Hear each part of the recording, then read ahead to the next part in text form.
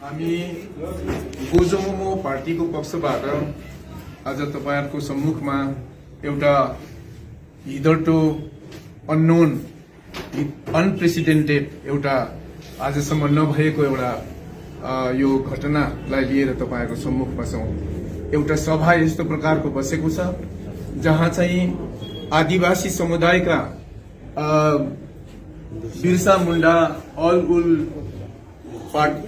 Woollen पार्टीका president साहब हुनुहुन्छ मिस्टर किशोर कुजुरज्यू, त्यस्तै तरिकाले कान्तापुरी प्रोग्रेसिभ पार्टीका प्रेसिडेन्ट अधीर रोय यहाँ हाम्रो सम्मुखमा हुनुहुन्छ। म गोजोमोमो पार्टीको पक्षबाट वक्ताको रूपमा म उपस्थित छु अनि हाम्रा जीएस साहब हुनुहुन्छ राष्ट्रिय जीएस श्रीमान रोशन गिरिज्यू। र आज तपाईहरुलाई हामीले एउटा खुशीको खबर हामीले भन्नुपर्छ। आज पर्यन्त यो उत्तर बंगालमा विभिन्न जाति भाषीहरूले आन्दोलन लड्दै आए। गोर्खाल्यान्डको निम्ति हामी गोर्खाहरू अनि अन्य कतिपय समुदायको पनि सहयोगले हामीले गोर्खाल्यान्डमा आन्दोलित हुँदै आयौं। त्यस्तै तरिकाले यहाँ कान्तापुरीहरूले पनि आफ्नो राज्यको निम्ति उहाँहरूले लड्दै आए र आदिवासीहरूले आफ्नै समस्याहरूको निम्ति आन्दोलित हुँदै आए। तर आज हाम्रो प्रचेष्टामा यो कुरा भएको छ कि कान्तापुरी हाम्रा साथीहरू जो छन्, त्यहाँका जनगण जो छन् र त्यहाँका नेतृत्व वर्ग अनि गोर्खा समुदायका नेतृत्व वर्ग अनि त्यस्तै तरिकाले आदिवासी समुदायका नेतृत्व वर्गले मिलिकन सम्मिलित तरिकाले आन्दोलन गर्नुपर्छ र सरकारको सम्मुखमा हाम्रो आवश्यकता र हाम्रो हक र दाबीका कुराहरूलाई लिएर हामी सरकार समक्ष उपस्थित हुनुपर्छ भन्ने कुरालाई लिएर आज यस कुरालाई हामीले यहाँ अन्जाम दिएका छौं। हुन त आजभन्दा अगाडि पनि यस प्रकारको बैठकहरू बसेको हो, तर अब उपरान्त यो बैठकहरू मात्र नभएर यसबाट अगाडि लिइने पदक्षेपहरू पनि सिरियस टाइपको हुन्छ भन्ने प्रकारको बातचित आज भएको छ। निकै लामो भएको कमसेकम 3-3.5 घण्टा भएको बैठकपछि अब यस प्रकारले हामी जनता समक्षमा यो हाम्रा मिडिया कर्मीहरूको मार्फत हामी यस प्रकारले आइरहेका छौं। यो रेजोल्युसन मिटिङ तपाईहरुले गर्नुभयो मिलेर है, कस्तो खालको रेजोल्युसन एडप्ट गर्नुभयो अथवा रेजोल्युसन पास गर्नुभयो? के उठेको छ भनेदेखि सरकारको पक्षबाट एउटा फिलर आएको छ। यो फिलर आउन थालेको लगभग 2 साल लाग्यो र यहाँ हामीले चाल पाएको छौं कोही नाममा पूर्वाञ्चल भनेर, सीमाञ्चल भनेर, नर्थ बेंगाल टुक्रिन्छ कि जस्तो प्रकारको फिलरहरू आइरहेको छ। हामीले विश्वस्त सूत्रबाट पनि यी कुराहरूलाई हामीले थाहा पाइरहेका छौं। अनि यसमा चाहिँ उत्तर बंगालका फरक्का ड्यामदेखि उकालो पर्ने जति पनि उत्तर बंगालका जिल्लाहरू छन् अनि ती जिल्लाहरूको साथमा चाहिँ 4-5 वटा बिहारका जिल्लाहरू पनि मिसाएर एउटा उत्तर बंगालको एउटा अलग्गै एउटा राज्य बनिन्छ कि भन्ने कुरा हामीले सुन्यौं। त्यति मात्र भएन, 1-2 पल्ट यस्तो फिलर पनि हामी कहाँ आयो, आसामको 2 वटा जिल्ला पनि पस्छ कि जस्तो यस प्रकारको कुराहरू आएको छ। र यस्तो फिलर चलिरहेको बेलामा हामी गोर्खा समुदायका नेतृत्व वर्ग अनि त्यस्तै तरिकाले कान्तापुरीहरूको नेतृत्व वर्ग अनि आदिवासीहरूको नेतृत्व वर्ग चुप लागेर बस्ने दशा छैन। र कथम कदाचित सरकारले साँच्चै नै यो उत्तर बंगाललाई टुक्राएको खण्डमा एउटा राज्य बनाएको खण्डमा चाहिँ हामी यो 3 वटा समाजले कुन प्रकारले हामी परस्पर एउटा समझ राखेर हामी के गर्छौं, के गर्नु ठिक हुन्छ भन्ने विषय लिएर पनि बात भएको छ। त्यति मात्र हैन, जहाँसम्म हुन्छ दक्षिण बंगालपन्थी राजनीतिबाट बाँच्नको निम्ति उत्तर बंगाल टुक्राएकै राम्रो भन्ने सम्म पनि विचारहरू भएको छ। तर यहाँनिर कुरा चाहिँ के छ भने गोर्खाको आफ्नै आन्दोलन पहिलेदेखि चल्दै आइराखेको हो अनि कुचबिहारी कान्तापुरीहरूको पनि आफ्नै आन्दोलन चल्दै आएको हो। अनि हामीलाई जसरी गोर्खाको इतिहास बारे यो कुरा थाहा छ, लगभग 64,000 वर्ग किलोमिटर ल्यान्डसँग गोर्खाहरू भारतभित्र गाभिए अनि आज हामीले 6550 जस्तो वर्ग किलोमिटरको जो भूमि छ त्यो भूमिलाई चाहिँ गोर्खाल्यान्ड बनाइदेऊ न भन्दाखेरि पनि सरकारले अहिलेसम्म गर्न सकिरहेको छैन। त्यस्तै तरिकाले कुचबिहारीहरूको पनि हामी देख्छौं 1947 सालमा भारत स्वतन्त्र हुँदा त्यस बखत कुचबिहार एउटा स्वतन्त्र राष्ट्रको रूपमा थियो। त्यति मात्रै नभएर यो एउटा आफ्नो सार्वभौम राष्ट्रको रूपमा त्यो थियो। तर 47 देखि यसो कतिपय यस्तो खालको सल्लाहहरू चल्दै गए। 48 मा आएर भारतभित्र पस्ने त्यो कुरो निर्णय भयो अनि त्यहाँदेखि 1950 सालमा हामी जनवरी 19 तारिकतिर हामी यो देख्दछौं कि भारतभित्र गाभियो मात्रै होइन तर बंगालको एउटा सानो जिल्लाको रूपमा मात्रै यसलाई राखियो। हुन त तत्क्षणातै यसले एउटा युनियन टेरिटोरी पाउनु पर्ने हक थियो संवैधानिक तरिकाले, तर त्यो पनि त्यहाँ छुटेको हुनाले गर्दा आज यहाँहरू पनि कामतापुरीहरू पनि आन्दोलित छन्। उहाँहरूको आन्दोलन एकदम जायज छ र त्यसो भएको कारणले गर्दा यी जायज आन्दोलनकारीहरूसँग हामीले हात मिलाएर हामी एकसाथ भइकन अब हामीले यो उत्तर बंगाललाई कुन रूप दिनुपर्ने भन्ने विषय लिएर हामी परस्पर चाहिँ कुनै प्रकारको प्रतिद्वन्दिता रहेन र वैचारिक मतभेद रहेन, एउटै विचार राखेर हामी यो आन्दोलनलाई अगाडि लैजाउँ, सरकार समक्ष लैजाउँ, केन्द्र सरकारलाई बुझाउँ भन्ने हाम्रो प्रचेष्टा हो। त्यही हिसाबले भन्नु भने त 3वटा पार्टी मात्र छ। तर यहाँहरूले अर्थात हाम्रा निमन्त्रित र हाम्रा पाहुना आदिवासी समाजका नेताहरू अनि त्यस्तै प्रकारले कामतापुरी समाजका नेताहरूले एउटा प्रश्न राख्नुभयो।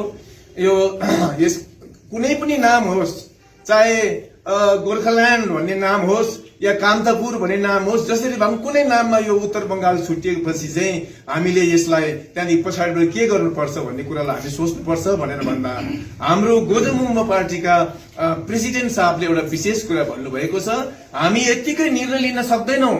हामीले गोर्खा समाजका पनि विभिन्न पार्टीहरू जो छन्, गोर्खाल्यान्ड पन्थी पार्टीहरू सबैलाई लिएर हामीले यो काम गर्नुपर्छ। हामी एक्लैले निर्णय लिएर हुँदैन। त्यस्तै तरिकाले कामतापुरीहरूले पनि नेतृत्वले सबै तबकाका विभिन्न पार्टीका नेतृत्वहरूलाई साथ लिएर काम गर्नुहोस् अनि आदिवासीहरूले पनि त्यस्तै प्रकारले विभिन्न पार्टीहरूका नेतृत्वलाई, समाजका नेतृत्वहरूलाई लिएर यसरी एकमुष्ट भएर विभिन्न पार्टी भएर गर्नुपर्छ भन्ने कुरा चाहिँ उहाँले एकदम प्रष्ट आज हाम्रो गोजमुमोका अध्यक्षज्यूले भन्नुभएको छ र एक्लै यो निर्णय गर्ने कुरो होइन भनेर उहाँले कुरा राख्नुभएको छ। तथापि आजको यो असल सुरुवातमा हामीले देख्छौं आज चाहिँ केवल 3वटा पार्टी मात्र आज यहाँ उपस्थित हामी छौं। यो सरकार पक्षको छैन कुरा।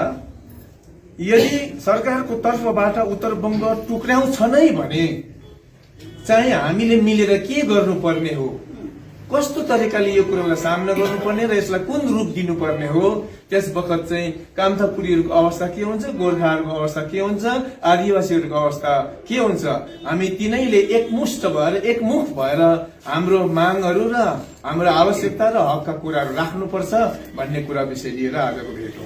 यो नपाएर हुनुहुन्छ, यो नर्थ बेंगल पछाडि चाहिँ के गर्नुपर्छ भन्ने तयारी चाहिँ छ कि छैन यो माथि? यहाँ यस्तो छ, स्ट्रेटेजी बारम्बार आज हाम्रो गोर्खा जनमुक्ति मोर्चाका अध्यक्षज्यूले अनि सँगसँगैमा जेनरल सेक्रेटरी साहबले अनि यी अन्य 2 पार्टीबाट आउनुभएका हाम्रा अधीर रोय र उहाँका नेतृत्व गर्ने साथीहरूले अनि आदिवासी समुदायका सबै नेतृत्व साथीहरूले पनि एउटै कुरा राखेका छन्, यो नर्थ बेंगल टुक्रिएको खण्डमा चाहिँ सरकारको तर्फबाट टुक्रिएको खण्डमा चाहिँ हामीले यसलाई कुन रूप दिनुपर्ने हो भन्ने विषय लिएर चाहिँ हामीले एक दुसरालाई ओभरल्याप नगरिकन कहीँ बढ्नुपर्ने ठाउँमा बढेर घट्नुपर्ने ठाउँमा घटेर पारस्परिक अन्डरस्ट्यान्डिङको साथमा चाहिँ हामी यसमा चाहिँ हामी विद्यमान हुनुपर्छ, रहनुपर्छ भन्ने कुरामा यो विषयमा बातचित भएको छ। तयारी हामी छौं।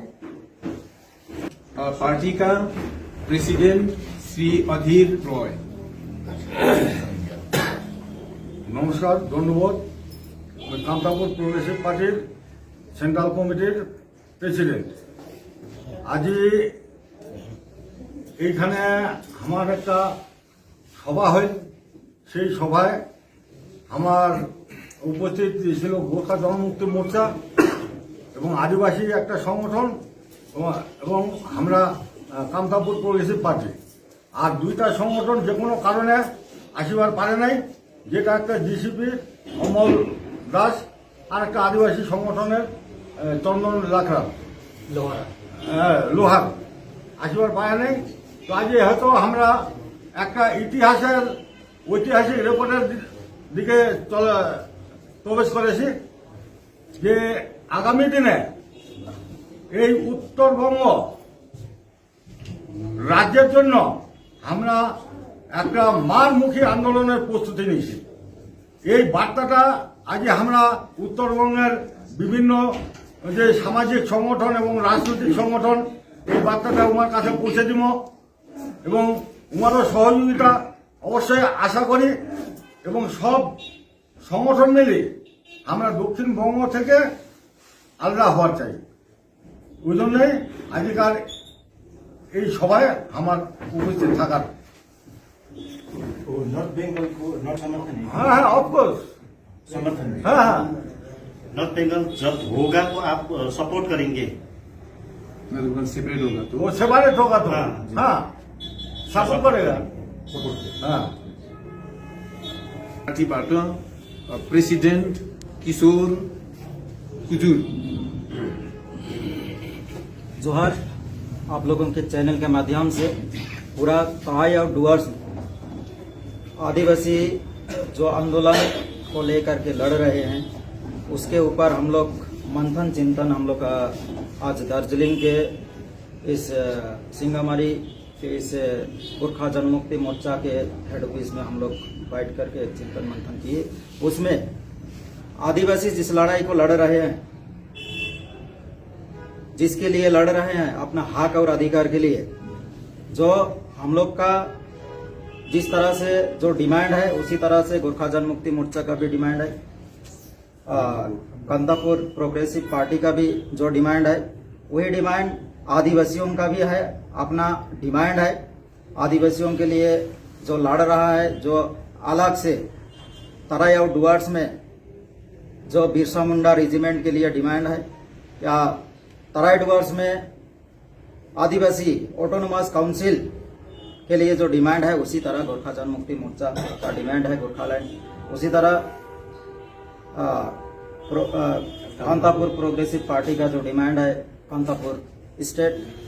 तो केंद्र सरकार की ओर से जो रिपोर्ट आ रही है, जो मैसेजें आ रही है, उस हिसाब से अगर सेपरेट स्टेट हो जाता है या नॉर्थ बंगाल अलग हो जा रहा है होता है तो हम लोग का जो आंदोलन है, हम लोग जो जिसके लिए आंदोलन कर रहे हैं वो व्यर्थ ना जाए, जो हम लोग का जो मेहनत बेकार ना जाए, इसलिए हम लोग फिर से यूनाइटेडली हम लोग आंदोलन करना चाह रहे हैं। जो मुद्दा हम लोग निजी जो अपना मुद्दा है उसको फिर से हम लोग ग्रास रूट से उठा के हम लोग दिल्ली सरकार को हम लोग सौंपेंगे। जो हम लोग का जो डिमांड है, हक और अधिकार का जो लड़ाई है, उस लड़ाई को हम लोग केंद्र सरकार के समक्ष रखेंगे। किस टाइप का आंदोलन सोच रहे हैं आप? ये जो लड़ाई है हम लोग का, ये जो लड़ाई है जो किस टाइप से हम लोग लड़ना चाह रहे हैं, जैसे कि हम लोग यूनाइटेडली ज्वाइंटली, जैसे कि कांतापुर प्रोग्रेसिव पार्टी है, गोरखा जनमुक्ति मोर्चा है, उसके बाद में हम लोग का आदिवासी ऑर्गेनाइजेशन है, जैसे हम लोग बिरसा मुंडा उलगुलन एक आदिवासी ऑर्गेनाइजेशन है।